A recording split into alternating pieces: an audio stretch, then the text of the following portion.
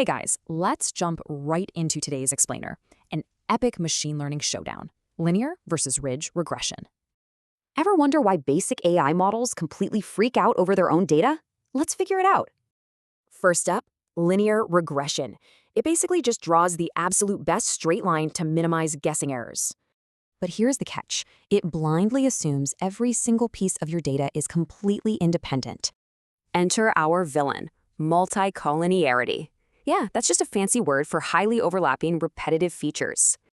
Imagine two data features acting like identical twins. The poor model gets totally confused about who gets credit. Since it can't tell these clones apart, the model panics, and its predictions become wildly unreliable. So, to save our predictions from absolute chaos, we definitely need a superhero upgrade. Boom! Enter ridge regression. It solves this whole mess by putting a strict budget on feature importance. You can kind of think of this penalty like a strict speed limit for the model's weights. We control this budget using a handy dial called alpha, starting at 0 and cranking up. Alpha shrinks those weights, forcing confusing twin features to share credit evenly. Stability restored. So we're left with a really fascinating trade-off between these two massive machine learning heavyweights. First off, if you gotta explain your math to a human, who gets the explainability trophy?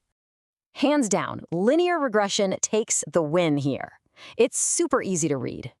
Why? Because there are no penalties squishing the numbers. It's totally straightforward and honest. But wait, what about when we hit messy, heavily correlated data in the real world? That's where ridge regression easily snatches the trophy. It's way more stable and robust. By squishing those numbers and forcing shared credit, Ridge completely bulletproofs predictions against those confusing clones.